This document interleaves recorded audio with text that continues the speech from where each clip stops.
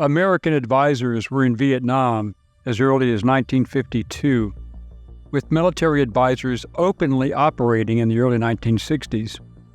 After the 1964 Gulf of Tonkin incident, President Lyndon B. Johnson deployed the first combat troops the following year. See our video on the Gulf of Tonkin. Through the end of the war, when the last combat troops were removed in 1973 and the final evacuation of Saigon in April 1975, bringing the war to an end, 3,403,000 U.S. servicemen had been in country and 58,220 Americans had been killed. Vietnam did not release its official estimate of war dead until 1995. As many as 2 million civilians on both sides, most South Vietnamese being murdered by the Communists, and some 1.1 million North Vietnamese and Viet Cong fighters, with between 200,000 and 250,000 South Vietnamese soldiers killed in the war. In 1973, when the POWs were released, roughly 2,500 servicemen were designated as missing in action.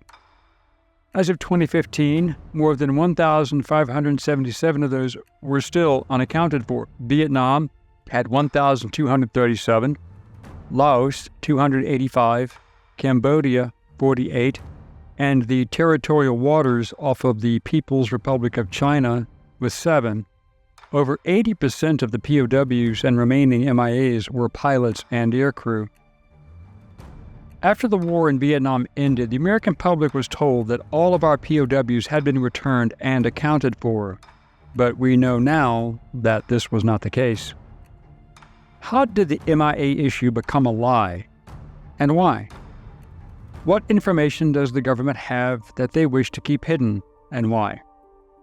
Who were the most fervent deniers that Americans were left behind? What could their motivation have been? Hello, I'm Colin Heaton, former history professor, Army and Marine Corps veteran, and welcome to this episode of Forgotten History.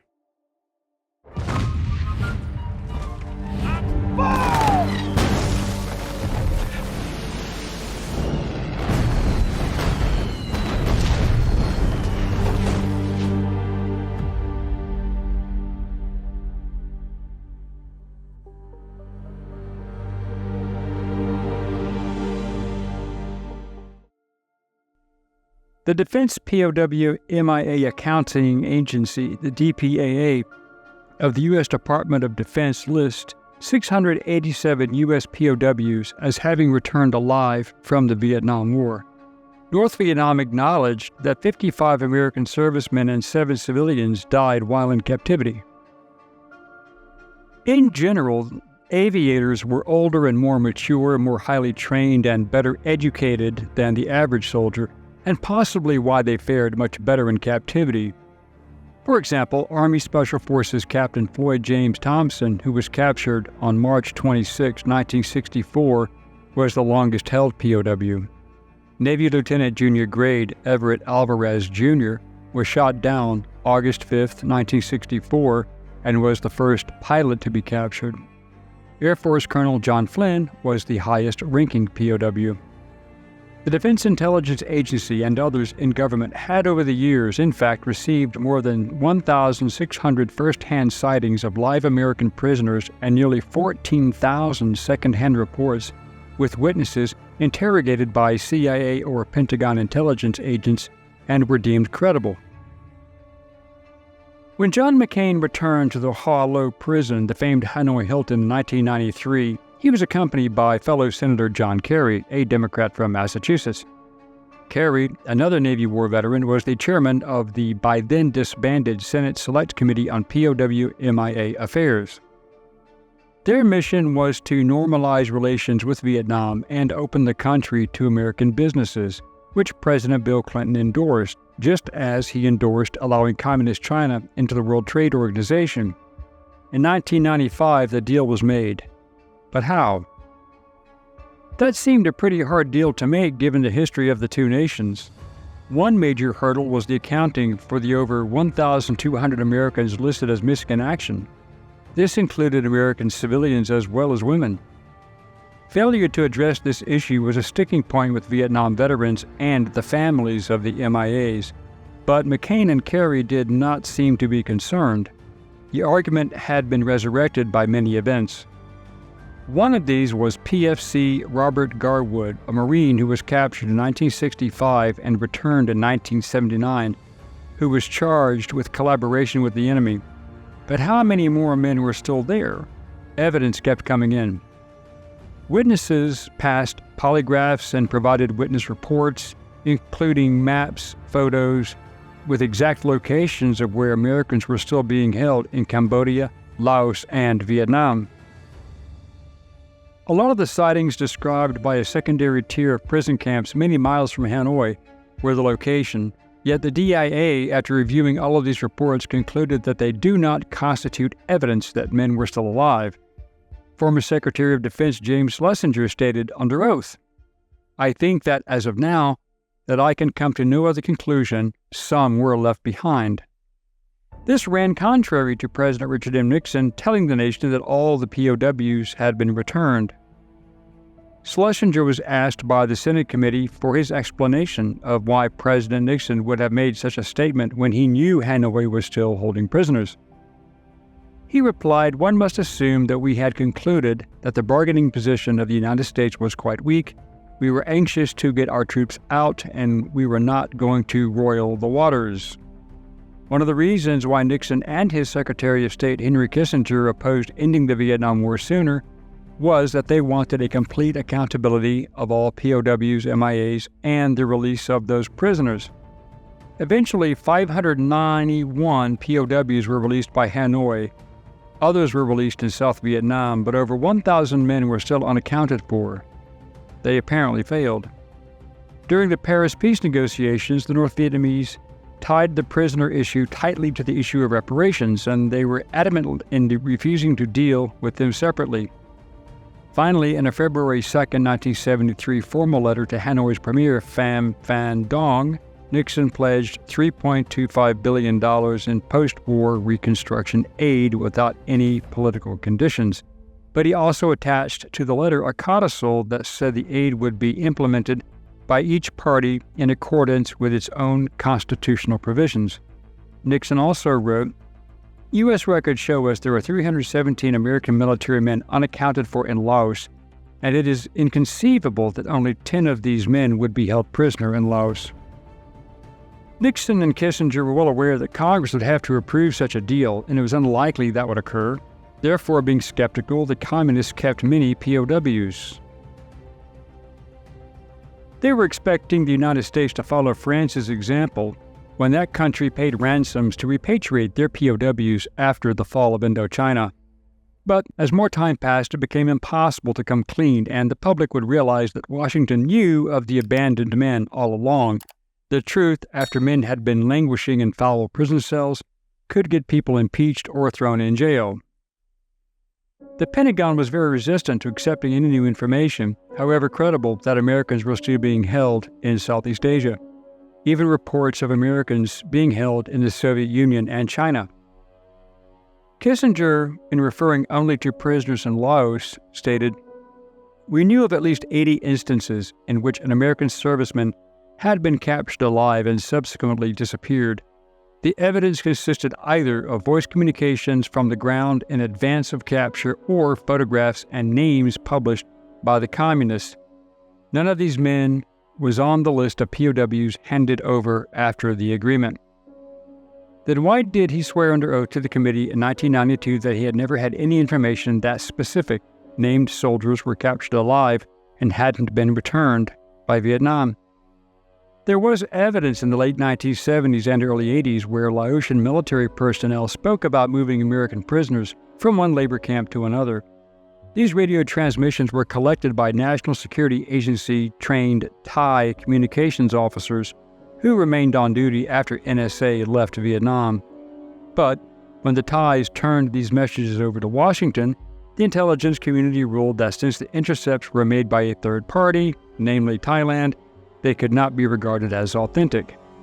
Which is kind of strange because these men were trained by the U.S., therefore why would their information not be considered valid? But because that third party did the monitoring, the messages were not considered valid. As the evidence mounted, so did the questions. But again, citing Schanberg, here from CIA files is an example that clearly exposes the farce. On December 27, 1980, a Thai military signal team picked up a message saying that prisoners were being moved out of Atapu in southern Laos by aircraft at 12:30 hours. 3 days later, a message was sent from the CIA station in Bangkok to the CIA director's office in Langley. It read, in part, "The prisoners are now in the valley in permanent location, a prison camp in Danomarath in central Laos. They were transferred from Atapu to work in various places. POWs were formerly kept in caves and are very thin, dark, and starving." Apparently, the prisoners were real, but the transmission was declared invalid by Washington because the information again came from a third party and thus could not be deemed credible. It was reported that in 1981, the White House received a $4 billion ransom proposal for the remaining POWs. This was apparently discussed at a meeting in the Roosevelt Room, attended by President Ronald Reagan, Vice President Bush, CIA Director William Casey, and National Security Advisor Richard Allen. Allen confirmed the offer in sworn testimony to the Senate POW Committee on June 23, 1992. Allen, according to Schanberg, testified behind closed doors and no information was released. But a San Diego Union Tribune reporter, Robert Caldwell, obtained the portion relating to the ransom offer and reported it. He said that he told Reagan that it would be worth the president's going along and let's have the negotiation. Again, according to Schanberg, when his testimony appeared in the Union Tribune, Allen quickly wrote a letter to the panel, this time not under oath, recanting the ransom story and claiming his memory had played tricks on him. He recanted his sworn testimony and denied there ever was a meeting or ransom offer. Of additional interest, Secret Service agent John Sifrit came forward to say that he had overheard part of the ransom conversation in the Roosevelt Room in 1981 when the offer was discussed by Reagan, Bush, Casey, Allen, and other cabinet officials. He told the committee that he would have to be subpoenaed. A coming forward voluntarily would end his career. He was not called in to testify. Perhaps the saddest part of this story is there appearing to have been credible eyewitnesses. There is also electronic and photographic evidence that many POWs were in fact still alive living in Southeast Asia as of 1989, information known to all of the government agencies, and also known to McCain, Kerry, and others who had their own reasons for dismissing the evidence. They sat on it. According to Schanberg, in 1990, Colonel Millard Peck, a decorated infantry veteran of Vietnam, then working at the DIA as chief of the Asia Division for Current Intelligence, asked for the job of chief of the DIA's Special Office for Prisoners of War and Missing in Action. Peck resigned 8 months after taking that job due to the Pentagon's interference, and in his resignation letter, he called the entire program a cover-up. Peck knew it was all a fraud. In 1990 legislation, the House of Representatives released the Truth Bill, which, if passed, would have compelled complete transparency about prisoners and missing men. Any information on MIAs of any conflict was to be made public. McCain, Kerry, and others in the Pentagon killed that bill. However, when it was reintroduced the following year, it again disappeared. But a few months later, a new measure known as the McCain Bill suddenly appeared. The McCain Bill created a bureaucratic maze from which only a fraction of the documents could emerge, only records that revealed no POW secrets. It turned the Truth Bill on its head. In fact, the Pentagon cited McCain's bill in rejecting a FOIA request. That's Freedom of Information Act. The McCain Bill became law in 1991 and remains so today. The bill in effect eliminated access to any information, preventing families and the public from learning anything about remaining MIAs, even about prisoners discovered alive in captivity. Later that year, the Senate Select Committee was created where Kerry and McCain ultimately worked together to bury the evidence. Pressure from the families of MIAs and Vietnam veterans forced the creation in late 1991 of that select committee on POW MIA affairs.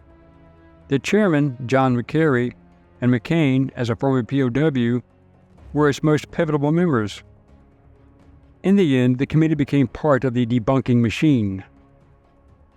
John McCain actively sponsored and pushed into federal law a set of prohibitions that kept most of the revealing information about these men buried as classified documents. McCain also wanted to keep the information gathered on remaining MIAs who did not return home classified. McCain and Kerry were not alone. They had a lot of bipartisan support to keep this information classified. Schanberg also stated, "The failure gets worse. The committee also discovered that the DIA, which kept the list of authenticator numbers for pilots and other personnel, could not locate the list of these codes for Army, Navy, or Marine pilots. They had lost or destroyed the records.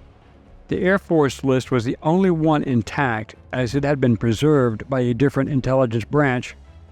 The report concluded, "In theory, therefore, if a POW still living in captivity today were to attempt to communicate by ground signal, smuggling out a note, or by whatever means possible, and he used his personal authenticator number to confirm his identity, the U.S. government would be unable to provide such confirmation if his number happened to be among those numbers DIA cannot locate." To your humble narrator, that seems very convenient. Schanberg continues, "This imposing body of evidence suggests that a large number, the documents indicate probably hundreds, of the U.S. prisoners held by Vietnam were not returned." But McCain stated on page 468 of the 1,221-page POW MIA report, and I quote, "We found no compelling evidence to prove that Americans are alive in captivity today. There is some evidence, though no proof, to suggest only the possibility that a few Americans may have been kept behind after the end of America's military involvement in Vietnam." To me, that's just a ludicrous statement. Air Force Lieutenant General Eugene Teich, who ran the Defense Intelligence Agency in the 1970s, was openly challenging the Pentagon's position that no live prisoners existed, saying that the evidence proved otherwise. McCain and Kerry were very much opposed to General Teich's demand for accountability, and they forced him into retirement. Schanberg also reported something that I was aware of myself. To quote his writings, one of the most damning pieces of evidence that McCain and others tried to bury and discredit is a transcript of a senior North Vietnamese general's briefing of the Hanoi Politburo, discovered in Soviet archives by an American scholar and researcher from Harvard University, Stephen Morris, in April 1993. The briefing took place only 4 months before the 1973 peace accords. The general, Tran Ban Quang, told the Politburo members that Hanoi was holding 1,205 American prisoners, but would keep many of them at war's end as leverage to ensure getting war reparations from Washington. The great conspiracy tragedy that emerged was that, according to Schanberg, in a private meeting in 1992, high-level CIA officials had stated to him that as the years passed and the ransom never came, it became more and more difficult for either government to admit that it knew from the start about the unacknowledged prisoners. Those prisoners had not only become useless as bargaining chips, but also posed a risk to Hanoi's desire to be accepted into the international community. The CIA officials said their intelligence indicated strongly that the remaining men, those who had not died from illness or hard labor or torture, were eventually executed. McCain also pushed an amendment to the Missing Service Personnel Act, which had been strengthened in 1995 by POW MIA advocates. This included criminal penalties for withholding information, stating, "Any government official who knowingly and willfully withholds from the file of a missing person any information relating to the disappearance or whereabouts and status of a missing person shall be fined as provided in Title 18 or imprisoned not more than 1 year or both." In 1996, in a closed House-Senate conference on an unrelated military bill, McCain, at the behest of the Pentagon, attached a crippling amendment to the act, stripping out its only enforcement teeth, that being the criminal penalties, and reducing the obligations of commanders in the field to speedily search for missing men and to report the incidents to the Pentagon. In reviewing Sidney H. Schanberg's report in his article even further and comparing that to previous sources gathered myself, stating, McCain had a legendary temper, and in 1996 he roughly pushed aside a group of POW family members who had waited outside a hearing room to appeal to him, including a mother in a wheelchair. McCain simply denied that it was even possible that any POWs were retained and listed as MIA despite contrary evidence. Now remember, McCain had just managed to establish business relations with Vietnam, as did Kerry, and both had a vested interest in seeing that succeed. This information on McCain's opposition to accountability was stunning to many, and he demanded all claims be debunked. McCain himself wrote in a memo, according to Schanberg, this transfers the bureaucracy involved out of the battlefield to Washington. He wrote that the original legislation, if left intact, would accomplish nothing but create new jobs for lawyers and turn military commanders into clerks. McCain was challenged by some of his fellow POWs who didn't share his views about prisoners being left behind. Before his death by leukemia in 1999, retired Colonel Ted Guy wrote an angry open letter to McCain and an MIA newsletter, a response to McCain's stream of insults hurled at MIA activists. Guy wrote, John, does this, meaning the insults, include Senator Bob Smith, a New Hampshire Republican and activist on POW issues, and other concerned elected officials? Does this include the families of the missing where there is overwhelming evidence that their loved ones were last known alive? Does this include some of your fellow POWs? In conclusion, it would appear that financial gain and the politics to make it equitable were far more important than locating and rescuing our men, or at least to give closure to still grieving families. We must remember that McCain and Kerry both became immensely wealthy after the doors opened to Vietnam and the doors opened to China with regard to free trade and business. I wonder how that happened. Thanks to our subscriber John F. Davies for recommending this subject, which we were already working on from a different angle, and thanks to journalist and veteran Sidney H. Schanberg for his compelling report.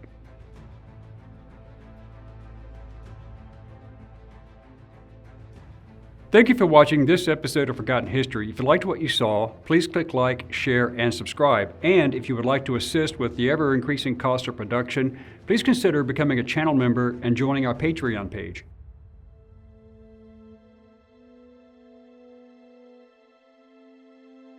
Please check out our merchandise store.